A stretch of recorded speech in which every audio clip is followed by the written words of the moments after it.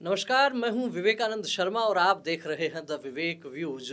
The Vivek views के इस episode में खास खबर आपके लिए है प्रयागराज महाकुंभ से। जी हां, प्रयागराज महाकुंभ इन दिनों लगातार चर्चा में है और चर्चा में अलग अलग कारणों से है। मूल कारण जो है, मूल बात जो है अध्यात्म की, हिंदुत्व की, सनातन की, उसके इतर मीडिया और कहिए कि सोशल मीडिया क्या दिखा रहा है। लेकिन मैं बात ये नहीं करने वाला हूं, मैं बात करने वाला हूं कि वहां के साधु संत और आचार्यों के बीच में से जो एक बड़ी बात निकल कर आ रही है, उस बात की खास तौर पर मैं आपके सामने चर्चा करना चाहता हूं। बात निकल कर आ रही है प्रसिद्ध कथावाचक देवकीनंदन ठाकुर, उनके माध्यम से ये बात निकल कर आ रही है कि बहुत बड़ा और बड़ा ही भव्य और दिव्य आयोजन ये प्रयागराज महाकुंभ का हो रहा है।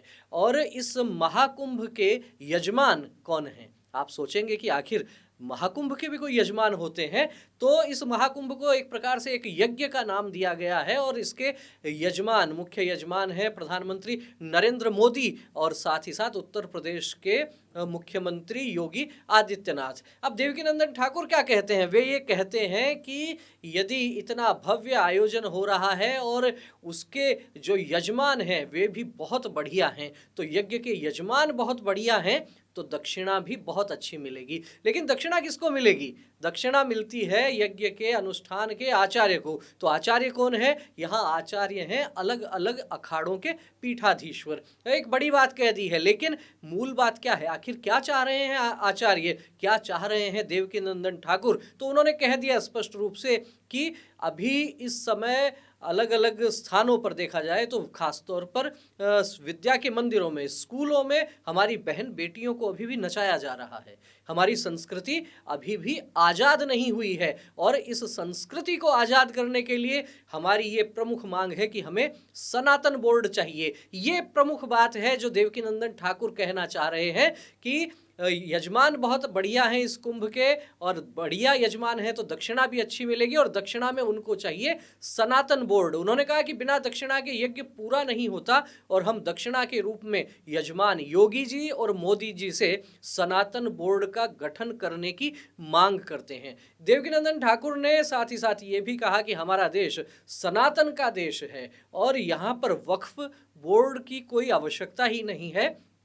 देवकीनंदन ठाकुर ने वक्फ बोर्ड को खत्म करने की, उसको समाप्त करने की मांग की है। साथ ही साथ उन्होंने ये भी कहा है कि 27 जनवरी को सेक्टर 11 में सनातन धर्म संसद होने वाली है, वहां पर अधिक से अधिक लोगों को पहुंचना चाहिए। बैठने की जगह नहीं मिले आपको तो आप खड़े रहिए, खड़े रहने की भी जगह नहीं मिले तो आप चाहे जाम लगा दीजिए, लेकिन आपको सनातन बोर्ड का गठन करवाना है और वक्फ बोर्ड को आपको समाप्त करवाना है, तो आपको हर हाल में अपनी बात कहनी पड़ेगी।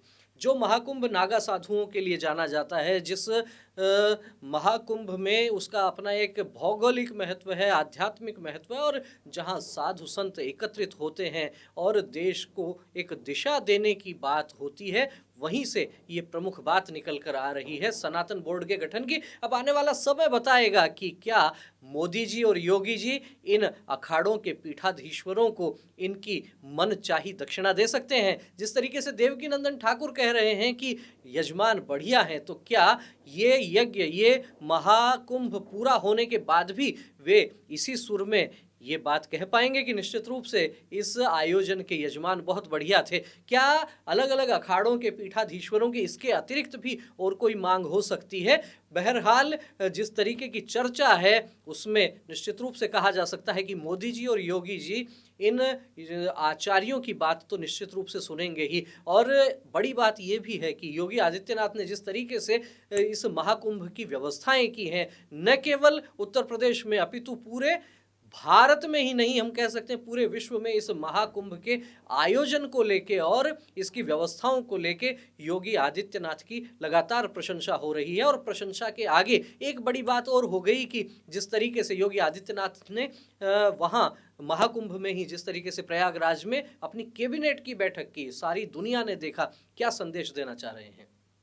साथ ही साथ जिस तरीके से मंत्रिमंडल के सहयोगियों के साथ उन्होंने कुंभ स्नान किया और जो अटखेलियां वहां की गई, निश्चित रूप से पूरी दुनिया ने देखा कि इतने बड़े लोकतंत्र के और सबसे बड़े हम कह सकते हैं कि प्रदेश के मुख्यमंत्री भगवा वेशधारी योगी आदित्यनाथ जिस तरीके से स्नान करने के साथ अपने मंत्रिमंडल के सहयोगियों के साथ जल उछाल रहे थे, एक निश्चल भाव उनके चेहरे पर देखा जा सकता था। तो इस प्रकार के जो आयोजन है निश्चित रूप से देश को दिशा देने वाले होते हैं, समाज को दिशा देने वाले होते हैं। लेकिन क्या सनातन बोर्ड की मांग पूरी होने वाली है? क्या कहना है आपका? आप क्या सोचते हैं? क्या सनातन बोर्ड बनना चाहिए? क्या वक्फ बोर्ड को समाप्त कर दिया जाना चाहिए? और आचार्यों के द्वारा जिस तरीके से ये मांग की जा रही है, इस पर आपकी क्या प्रतिक्रिया है? कमेंट करके हमें अवश्य अवगत करवाएं। वीडियो अच्छा लगा हो तो इसे लाइक करें, अधिक से अधिक लोगों तक शेयर करें। फिर मिलेंगे एक नए विषय के साथ, एक नए वीडियो के साथ। तब तक आप देखते रहिए द विवेक व्यूज। बहुत बहुत धन्यवाद। नमस्कार।